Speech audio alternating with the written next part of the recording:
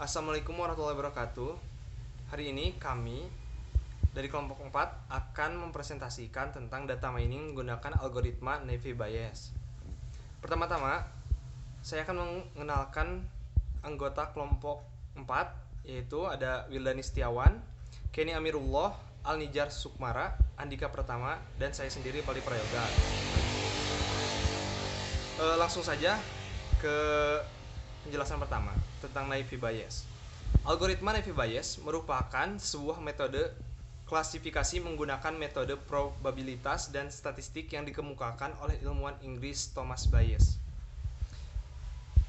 Yang berikutnya, kenapa Naive Bayes? Naive Bayes classifier bekerja sangat baik dibanding dengan model classifier lainnya. Hal ini dibuktikan pada jurnal Semali, Daniela, Chris J. Hinde, dan Roger G. Stone. Naive Bayes versus Decision Trees versus Neural Network in the Classification of Training Web Page 2009 mengatakan bahwa Naive Bayes classifier memiliki tingkat akurasi yang lebih baik dibanding model classifier lainnya. Assalamualaikum warahmatullahi wabarakatuh. Saya Andika Pratama. Saya di sini akan menjelaskan kegunaan Naive Bayes. Nah, Naive Bayes itu kegunaannya dibagi 4. Nah, yang pertama yaitu mengklarifikasikan dokumen teks seperti teks berita ataupun teks akademis. Nah, yang kedua adalah sebagai metode machine learning yang menggunakan probabilitas. Yang ketiganya itu untuk membuat diagnosis medis secara otomatis. Dan yang keempat, mendeteksi atau menyaring spam. Sekarang kita masuk ke kelebihan Naive Bayes. Yang pertama, bisa dipakai untuk data kuantitatif dan kualitatif. Yang kedua, jika ada nilai yang hilang, maka bisa diabaikan dalam perhitungan. Yang ketiga, perhitungan cepat dan efisien.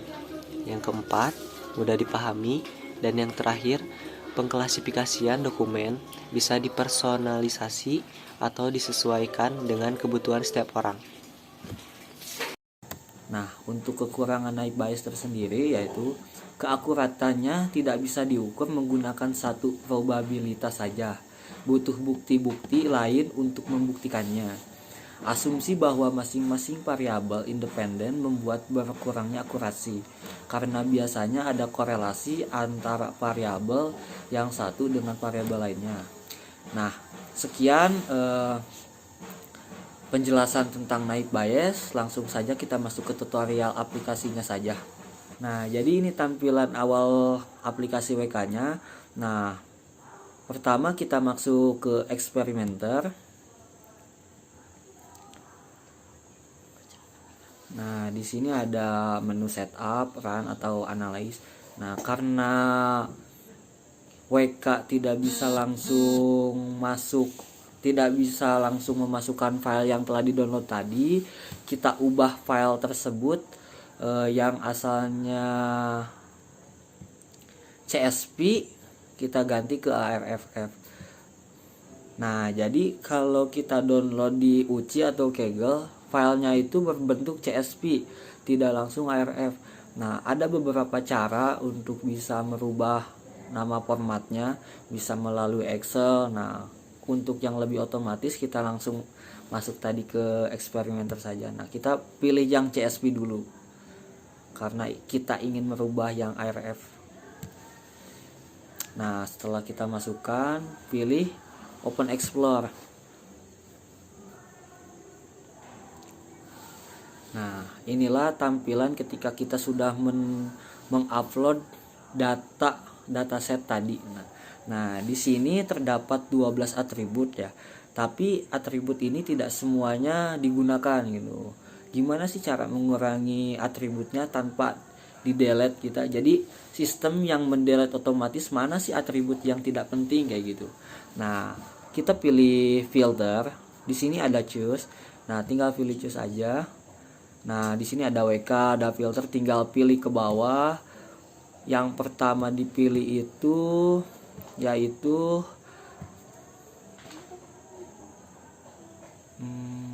remove useless. Nah, jadi remove useless ini berguna untuk menghapus si atribut tadi. Menghapus atribut yang tidak penting menurut si aplikasinya sendiri gitu. Jadi bukan menurut kita mana atribut yang tidak penting. Nah, setelah kita pilih atribut yang tadi, kita apply.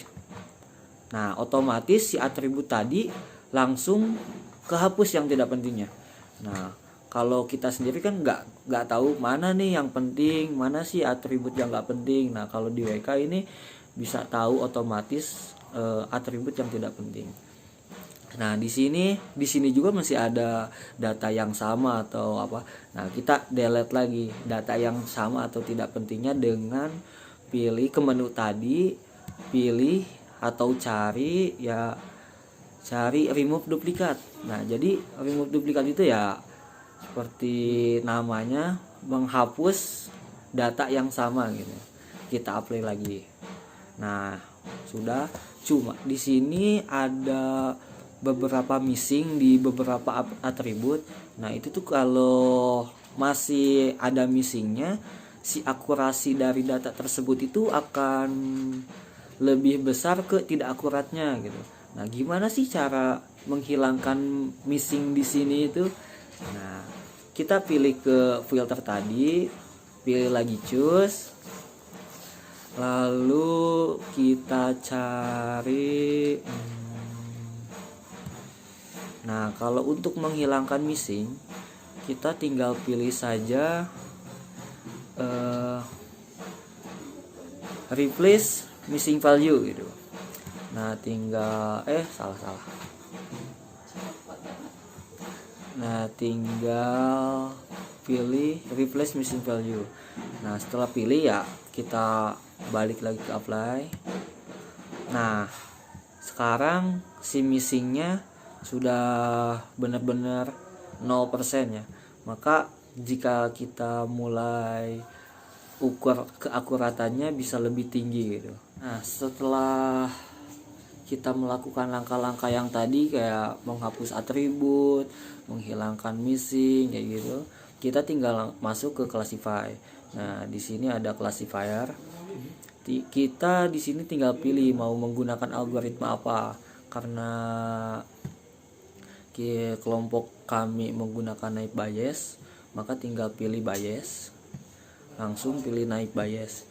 Nah, untuk pertama kita coba dulu dengan cross validation false 10%.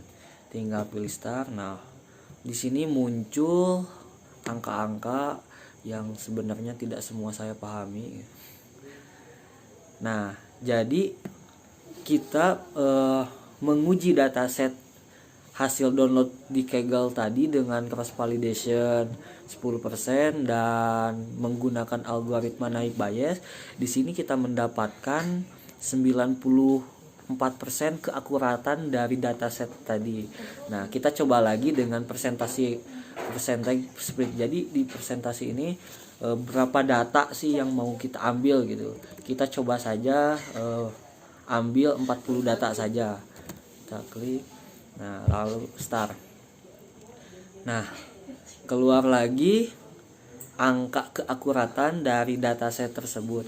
Nah, hampir sama akurasinya. Yang pertama menggunakan 10 validation yaitu 94%, 94,2529%. Dengan 40 data kita mendapatkan 94,2308.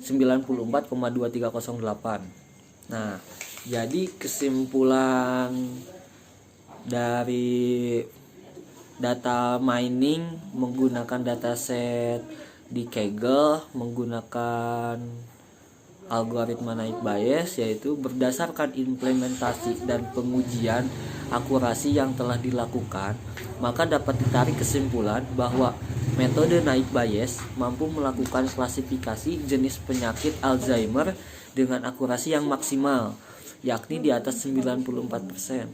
Pengujian dilakukan menggunakan 10 cross validation pada 40 data. Nah, 40 data itu yang tadi percentage split itu. Nah, mungkin cukup sekian presentasi data mining kelompok 4. Mohon maaf bila banyak kekurangan atau salah kata, mohon dimaafkan. karena saya juga sedang belajar. Saya ucapkan terima kasih. Assalamualaikum warahmatullahi wabarakatuh.